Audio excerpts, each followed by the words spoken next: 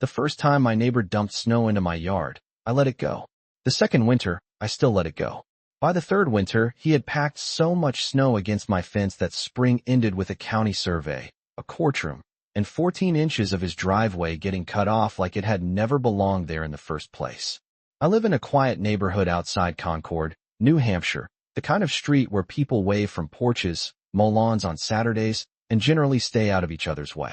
I'd been in my house for almost 10 years and honestly loved how predictable it felt. My side yard wasn't huge, but I kept it clean. Fresh mulch every spring, trimmed grass, fence-stained dark cedar every other year. It was one of those little things I took pride in because I worked hard for that house. Then Brent Holloway moved in next door. Brent had that kind of energy where every conversation felt like he was trying to win something. Loud pickup truck, louder laugh, always moving fast, always talking over people without realizing or maybe realizing just fine. The first week he moved in, he actually seemed friendly enough. Brought over a six-pack, introduced himself, shook my hand, and said, "Good neighbors make life easier." Funny thing is, he was right. First snowfall hit in December. Big one. I got up early, made coffee, looked out the kitchen window, and saw Brent clearing his driveway with a snowblower. Totally normal. Then I noticed where he was aiming it. Straight at my yard. Snow launched in white waves over the property line and piled against my fence. I stood there for a second thinking maybe he didn't realize. Maybe he was still figuring out the machine. No reason to start something over snow. So I let it go. A week later, another storm. Same thing. Then again. By January, there were mounds lined up against my fence like somebody had built a frozen wall on my property. My sister Erin came over one afternoon, saw it, and laughed. "Did your neighbor annex winter?" I laughed too, because honestly it was ridiculous, but underneath the joke I was irritated.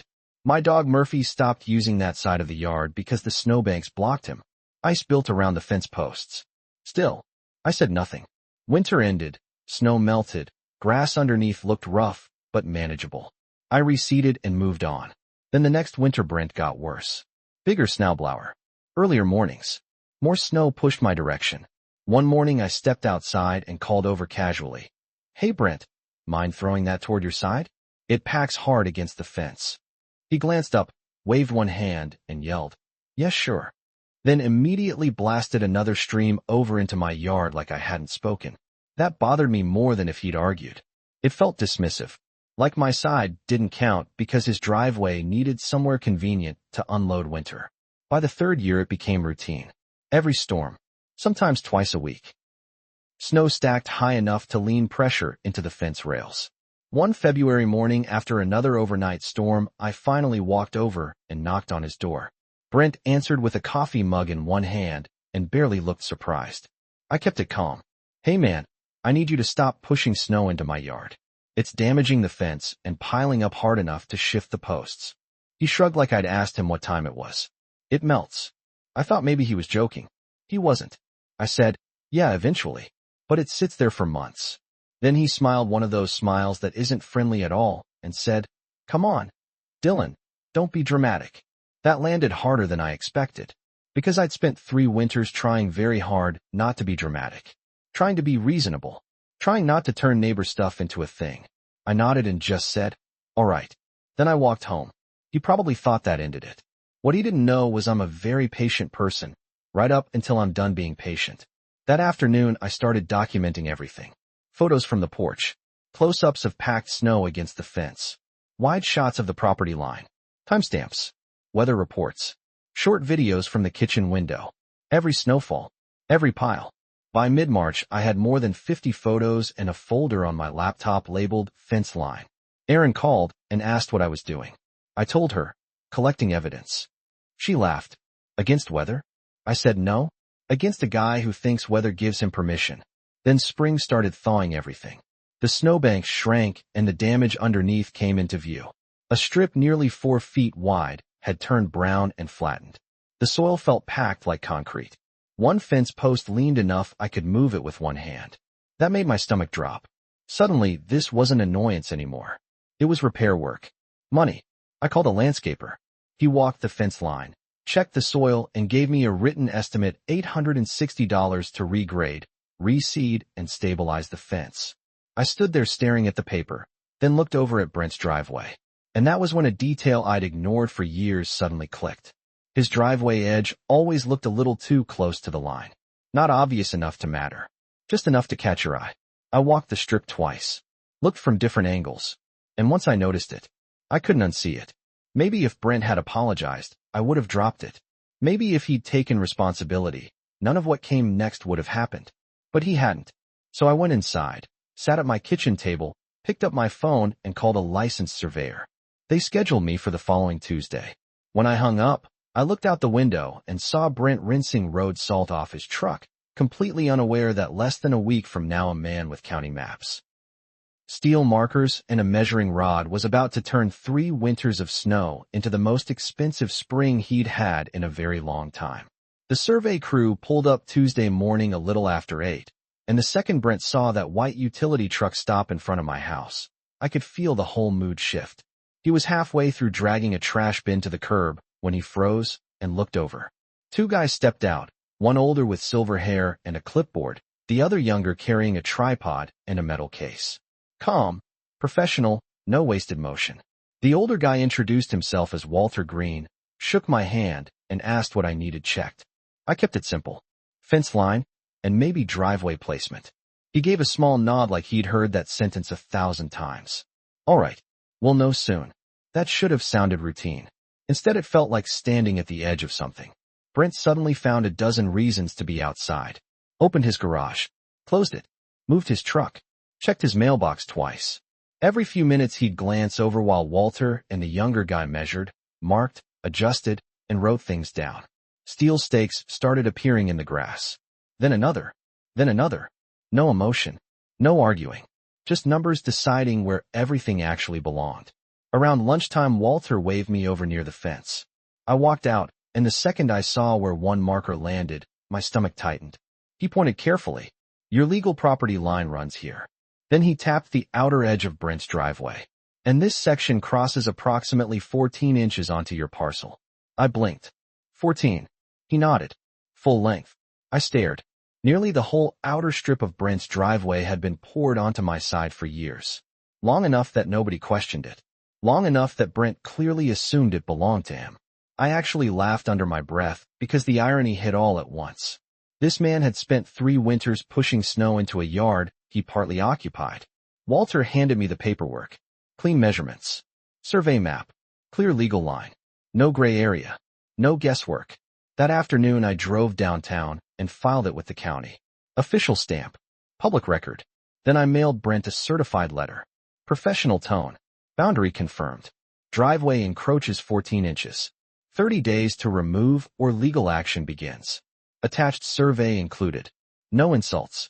No attitude. Just facts. He signed for it the next day and did absolutely nothing. Not a word. Not even eye contact. For nearly a week. Then one evening I saw him standing over the stakes staring down at them like he could intimidate geometry. Erin came by that Saturday, and I showed her the paperwork. She read it twice, then looked at Brent's driveway and laughed so hard she had to set her coffee down. No way. Way. And he still thinks you're dramatic? Apparently. She shook her head. That man has no idea how expensive pride gets. She turned out to be exactly right. Day 15, I mailed the second certified letter. Reminder of deadline. Still ignored. Day 26, Brent finally walked over while I was watering the side yard. He crossed his arms and stopped near the fence. You serious with this? I shut the hose off. Yep. Over 14 inches. My 14 inches. He scoffed. This all because of snow? I looked at him and said calmly, no. This is because I asked you repeatedly and you decided my property didn't matter. His jaw tightened. That driveway's been there forever. Survey says otherwise. He pointed toward the stakes. You really expect me to tear up concrete? I gave him the truth. I expected you not to dump snow against my fence for 3 winters. That hit. He looked away, then back. This is petty. Maybe. Still legal.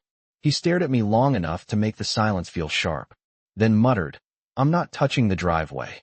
Turned around and went inside. Door slammed. Day 30 came and went. Nothing changed. So the next morning I called a real estate attorney named Meredith Shaw.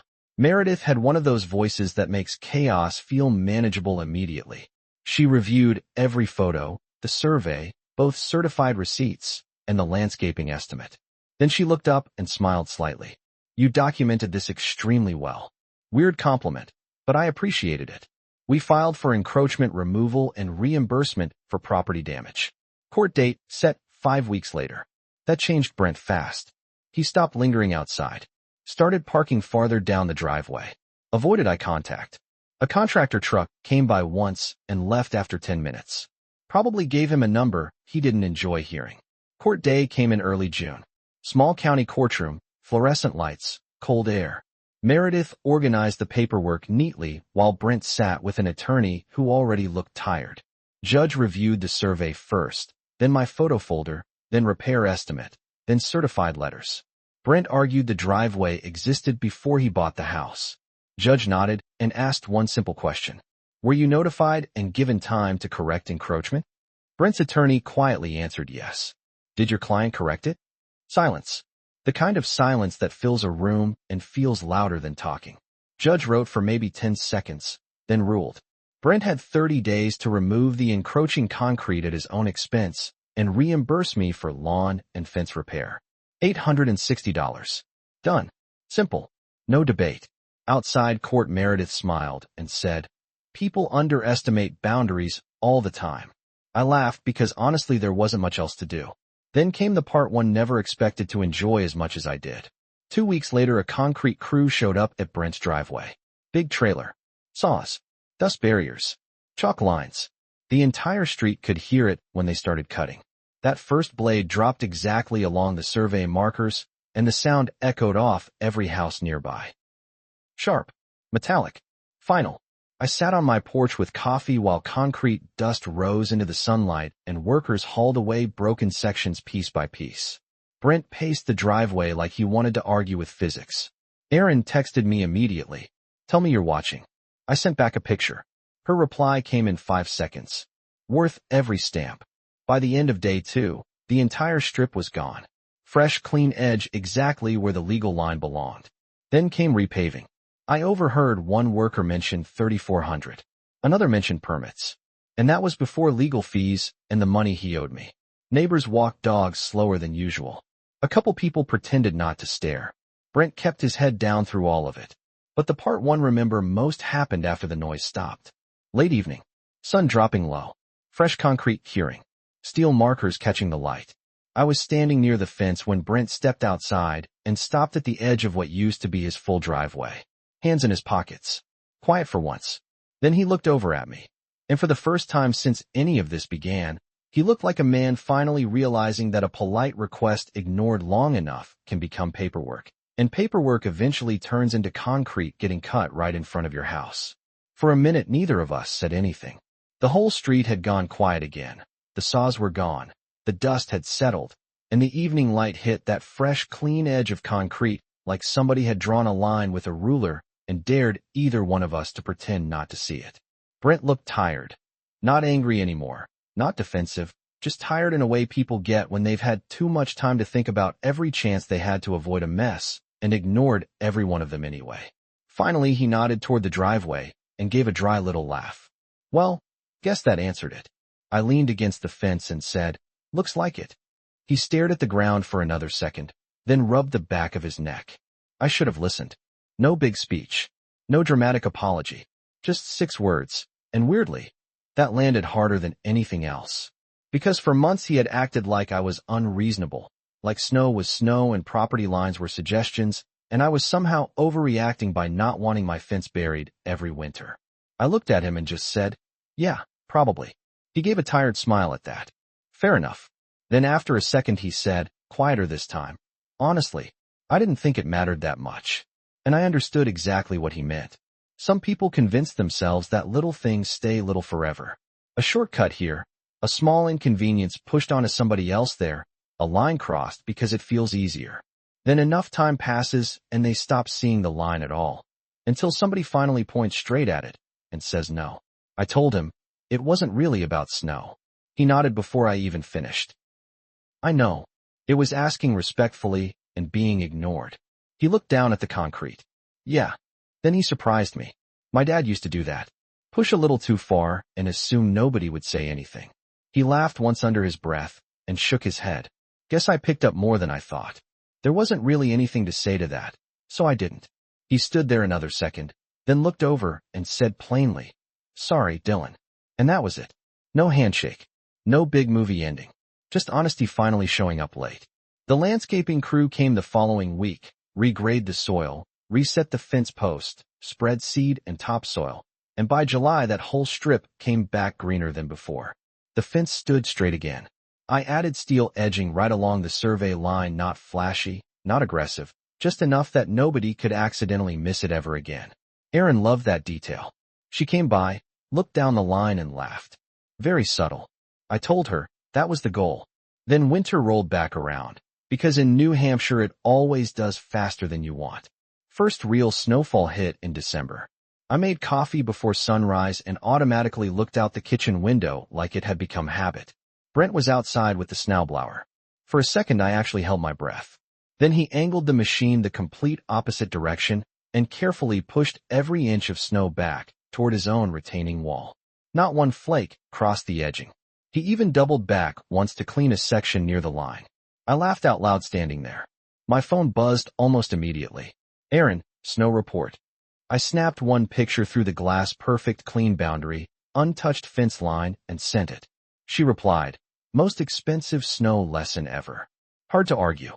Between concrete cutting, repaving, legal fees, and the money he reimbursed me, Brent spent thousands over something that could have ended with a simple "my bad" 2 winters earlier. And honestly, that stayed with me more than the court or the driveway. Because neighborhood problems rarely start big. It's usually something small. Noise, parking, snow. A little thing somebody assumes isn't worth addressing until suddenly it is. I used to let stuff slide too long because keeping peace felt easier than awkward conversations. But sometimes silence teaches people your boundary is flexible. Sometimes saying nothing costs more than speaking up ever would. So yeah, the fence still stands straight. The grass still grows thick. Brent keeps every ounce of snow exactly where it belongs now. And every winter when flakes start falling, I still glance out that kitchen window and smile a little, because funny enough, snow really does melt. But boundaries don't. So tell me what you would have done.